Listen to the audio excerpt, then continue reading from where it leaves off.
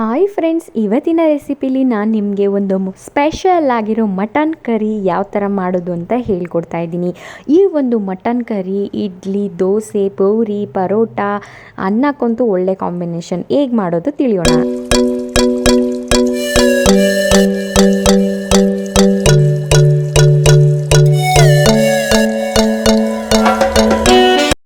Friends, ಮೊದಲಿಗೆ gas ಸ್ಟವ್ನ on ಮಾಡಿ ಅದ್ರ ಮೇಲೆ ಒಂದು ಬಾಣಲಿನ ಇಟ್ಟು ಅದಕ್ಕೆ 2 ಟೇಬಲ್ ಸ್ಪೂನಷ್ಟು ಅಡುಗೆ ಎಣ್ಣೆ, ತುಪ್ಪ ಅಥವಾ ಬೆಣ್ಣೆ ಇದನ್ನು ಯಾವುದ್ರಲ್ಲಿ ಬೇಕಾದರೂ ಫ್ರೈ ಮಾಡ್ಕೋಬೋದು. ಆದರೆ ನಾನಿಲ್ಲಿ ಅಡುಗೆ ಎಣ್ಣೆ ಕುಕ್ಕಿಂಗ್ ಆಯಿಲ್ನ ಯೂಸ್ ಮಾಡ್ತಾಯಿದ್ದೀನಿ.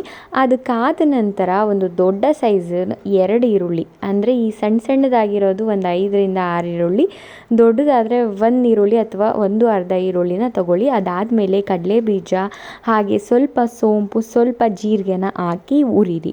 ಈ ಒಂದು ಉರಿಯೋದ್ರಿಂದ ಮಟನ್ ಸಾರಿನ ರುಚಿನ, ಘಮನ ಬೇರೆ ಬೇರೆ ಅಂತಹ ಫ್ಲೇವರಲ್ಲಿ ಕೊಡುತ್ತೆ. ಸೊ ಆದ್ದರಿಂದ ಇದನ್ನು ಹುರಿದಾದ್ಮೇಲೆ ಇದಕ್ಕೆ ಒಂದು 8 ಮೆಣಸು, ಹಾಗೆ ಒಂದು ಅರ್ಧ ಕಪ್ ಆಗೋಷ್ಟು ತೆಂಗಿನಕಾಯಿಯ ತುರಿ ಅಥವಾ ಕೊಬ್ಬರಿ ತುರಿ, ನೀವು ಯಾವುದು ಬೇಕಾದರೂ ಯೂಸ್ ಮಾಡ್ಬೋದು. ಬಟ್ ನಾನಿಲ್ಲಿ ಕೊಬ್ಬರಿ ತುರಿನ ಯೂಸ್ ಮಾಡಿ ಅದನ್ನು ಅಷ್ಟೇ ಚೆನ್ನಾಗಿ ಬಾಡಿಸ್ಕೊತಾ ಇದ್ದೀನಿ. ಅಂದರೆ ಆ ಹಸಿ ಸ್ಮೆಲ್ ಹೋಗಬೇಕು, ಅಲ್ಲಿ ತನಕ ಬಾಡಿಸ್ಕೊತಾ ಇದ್ದೀನಿ. ಅದನ್ನು ಪೇಸ್ಟ್ ಮಾಡಿ ಎತ್ತಿಟ್ಕೊಳ್ಳಿ. ಅದಾದಮೇಲೆ ಗ್ಯಾಸ್ ಸ್ಟವ್ ಮೇಲೆ ಒಂದು ಕುಕ್ಕರ್ನ ಇಟ್ಟು ಅದಕ್ಕೆ ಒಂದು 5 ಟೇಬಲ್ ಸ್ಪೂನಷ್ಟು ಅಡುಗೆ ಎಣ್ಣೆನ ಹಾಕ್ತಾ ಇದ್ದೀನಿ. ನಾನಿಲ್ಲಿ ಅಡುಗೆ ಎಣ್ಣೆ ಜೊತೆಗೆ ತುಪ್ಪ ಹಾಕ್ತಿಲ್ಲ. ಕೆಲವೊಂದಷ್ಟು ಜನ ತುಪ್ಪನ ಲೈಕ್ ಮಾಡೋರು ಇದಕ್ಕೆ ತುಪ್ಪ ಕೂಡ ಆ್ಯಡ್ ಮಾಡ್ಬೋದು. ಅದಾದಮೇಲೆ ಎಣ್ಣೆ ಕಾದಾದಮೇಲೆ ನಾನಿಲ್ಲಿ ಒಂದು ದೊಡ್ಡ ಸೈಜ್ ಈರುಳ್ಳಿನ ಸಣ್ಣದಾಗಿ ಕಟ್ ಮಾಡಿ ಅದರಲ್ಲಿ ಹಾಕಿ ಫ್ರೈ ಮಾಡ್ತಾ ಇದ್ದೀನಿ.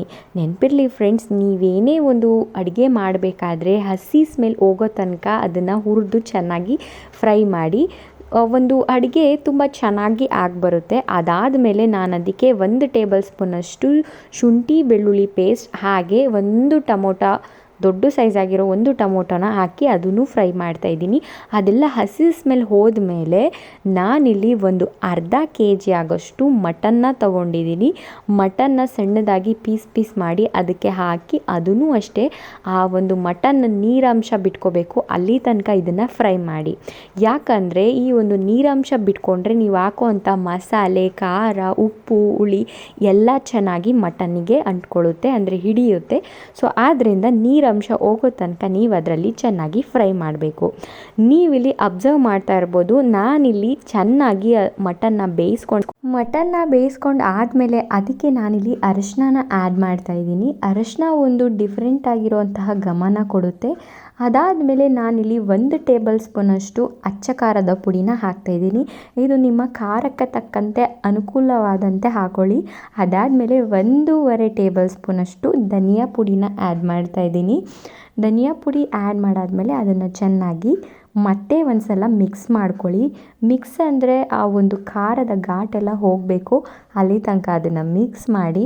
ಅದಾದಮೇಲೆ ಇದಕ್ಕೆ ನಾವು ಪೇಸ್ಟ್ ಮಾಡ್ಕೊಂಡ್ವಲ್ಲ, ಸ್ಟಾರ್ಟಿಂಗ್ ಹುರ್ಕೊಂಡು ಪೇಸ್ಟ್ ಮಾಡಿ ಅಂತ ಹೇಳಿದ್ವಲ್ಲ, ಆ ಒಂದು ಮಿಶ್ರಣನ ಇದಕ್ಕೆ ಆ್ಯಡ್ ಮಾಡ್ತಾಯಿದ್ದೀನಿ. ಇದಾದಮೇಲೆ ಇದ್ರ ಜೊತೆಗೆ ಸ್ವಲ್ಪ ನೀರನ್ನ ಹಾಕಿ ನಮಗೆ ಗ್ರೇವಿ ಹದ ಎಷ್ಟು ಬೇಕೋ ಅಷ್ಟು ನೀರನ್ನ ಈಗಲೇ ಆ್ಯಡ್ ಮಾಡ್ಕೊತಾ ಇದ್ದೀನಿ. ಆ್ಯಂಡ್ ನೀವಿಲ್ಲಿ ಅಬ್ಸರ್ವ್ ಮಾಡ್ತಾ ಇರ್ಬೋದು, ಕೆಳಗಡೆ ಚೆನ್ನಾಗಿ ಅದು ಬೇಯ್ತಾ ಇದೆ. ಸೊ ಆದ್ದರಿಂದ ಹಸಿ ಸ್ಮೆಲ್ಲೆಲ್ಲ ಹೋಗ್ತಾ ಇದೆ. ಅದಾದಮೇಲೆ ಅದೇ ಗ್ರೈಂಡ್ ಮಾಡ್ಕೊಂಡಂತಹ ಮಿಕ್ಸಿ ಜಾರಿಗೆ ಸ್ವಲ್ಪ, ನನಗೆ ಎಷ್ಟು ಕರಿ ಆಗೋಷ್ಟು ಒಂದು ಹದ ಬೇಕು ಅಷ್ಟು ನೀರನ್ನ ಆ್ಯಡ್ ಮಾಡ್ಕೊಂಡು ಅದಕ್ಕೆ ಅದರಲ್ಲಿರುವಂತಹ ಮಿಕ್ಸರಲ್ಲಿರುವಂತಹ ಮಿಶ್ರಣನೆಲ್ಲ ಇದಕ್ಕೆ ಹಾಕ್ತಾಯಿದ್ದೀನಿ. ಆ್ಯಂಡ್ ಇದು ಫೈನಲ್ ನಿಮಗೆ ಗೊತ್ತಾಗ್ತಾ ಇದೆ, ಕಲರ್ ವೈಸು ಮಟನ್ ಕರಿ ಯಾವ ಥರ ಇರುತ್ತೋ ಅದೇ ಥರ ಕಾಣಿಸ್ತಾ ಇದೆ. ಆ್ಯಂಡ್ ನಾನಿಲ್ಲಿ ಖಾರದ ಪುಡಿ ಸ್ವಲ್ಪ ಜಾಸ್ತಿ ಬಳಸಿಲ್ಲ, ಯಾಕಂದರೆ ನಮ್ಮ ಮನೆಯಲ್ಲಿ ಸ್ವಲ್ಪ ಖಾರ ಕಮ್ಮಿ ತಿಂತೀವಿ. ಆದ್ದರಿಂದ ಸ್ವಲ್ಪ ಖಾರ ಕಮ್ಮಿ ಹಾಕಿ ಎಕ್ಸ್ಟ್ರಾ ಸ್ವಲ್ಪ ಇನ್ನೂ ನನಗೆ ಗ್ರೇವಿ ಕಂಟೆಂಟ್ ಜಾಸ್ತಿ ಬೇಕಿತ್ತು, ಅದಕ್ಕೋಸ್ಕರ ಮತ್ತೆ ನಾನು ಸ್ವಲ್ಪ ನೀರನ್ನ ಆ್ಯಡ್ ಮಾಡಿ ರುಚಿಗೆ ತಕ್ಕಷ್ಟು ಉಪ್ಪನ್ನ ಹಾಕ್ತಾಯಿದ್ದೀನಿ. ರುಚಿಗೆ ತಕ್ಕಷ್ಟು ಉಪ್ಪು ಹಾಕಿದ ಮೇಲೆ ಅದಕ್ಕೆ ಸ್ವಲ್ಪ ಕೊತ್ತಂಬರಿ ಸೊಪ್ಪು, ಜಾಸ್ತಿ ಬೇಡ, ಸ್ವಲ್ಪ ಕೊತ್ತಂಬರಿ ಸೊಪ್ಪನ್ನ ಹಾಕ್ಕೊಂಡು ಚೆನ್ನಾಗಿ ಒಂದು ಸಲ ಮಿಕ್ಸ್ ಮಾಡ್ಕೊತಾ ಇದ್ದೀನಿ. ಆ್ಯಂಡ್ ಫ್ರೆಂಡ್ಸ್, ಈ ಒಂದು ಗ್ರೇವಿ ನಿಮಗೆ ಮಟನ್ ಗ್ರೇವಿ ಅಥವಾ ಮಟನ್ ಕರ್ರಿ ನಿಮಗೆ ಚಪಾತಿ, ಪೂರಿ, ದೋಸೆ, ಇಡ್ಲಿ, ರೋಟಿ, ಪರಾಟ ಎಲ್ಲದಕ್ಕೂ ಚೆನ್ನಾಗಿರುತ್ತೆ. ಆ್ಯಂಡ್ ಒಂದ್ಸಲ ಇದನ್ನು ಟ್ರೈ ಮಾಡಿ ನನಗೆ ಕಮೆಂಟ್ ಸೆಕ್ಷನಲ್ಲಿ ಯಾವ ಥರ ಆಗಿತ್ತು ರೆಸಿಪಿ ಅದನ್ನು ಕೂಡ ನನಗೆ ತಿಳಿಸಿ. ಹಾಗೆ ನಿಮಗೆ ಏನೆಲ್ಲ ರೆಸಿಪೀಸ್ ಬೇಕು ಅದನ್ನು ಕಮೆಂಟಲ್ಲಿ ಹಾಕಿ, ನಾನು ಅದನ್ನು ವಿಡಿಯೋ ಮಾಡಿ ಹಾಕ್ತೀನಿ. ಆ್ಯಂಡ್ ಫ್ರೆಂಡ್ಸ್, ನಾನಿಲ್ಲಿ ಗರಂ ಮಸಾಲ MTR ಸ್ಪೈಸಸ್ ಅವ್ರದ್ದು ಗರಂ ಮಸಾಲ ಹಾಕ್ತಿದ್ದೀನಿ. ಯಾಕಂದರೆ MTRಲ್ಲಿ ಗರಂ ಮಸಾಲ ತುಂಬ ಚೆನ್ನಾಗಿ ಬರುತ್ತೆ.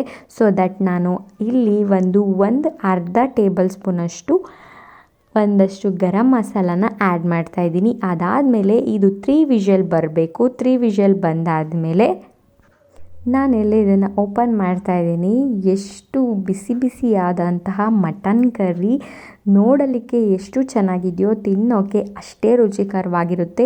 ಈ ಒಂದು ಮಟನ್ ಕರ್ರಿನ ಒಂದು ಸಲ ಮನೇಲಿ ಮಾಡಿ ನೋಡಿ. ನೀವು ಮಟನ್ ಸಾರು ಈ ಥರ ಎಲ್ಲ ಟ್ರೈ ಮಾಡಿರ್ತೀರ, ಬಟ್ ಈ ಒಂದು ರೆಸಿಪಿ ತುಂಬಾ ಚೆನ್ನಾಗಿರುತ್ತೆ. ಹಾಗೆ ಮನೆ ಮಂದಿಯವರಿಗೆಲ್ಲ ಇಷ್ಟ ಆಗುತ್ತೆ ಅಂತ ಹೇಳ್ತಾ ಇದನ್ನು ನಾನೀಗ ಒಂದು ಸರ್ವಿಂಗ್ ಬೌಲ್ಗೆ ಸರ್ವ್ ಮಾಡ್ತಾಯಿದ್ದೀನಿ.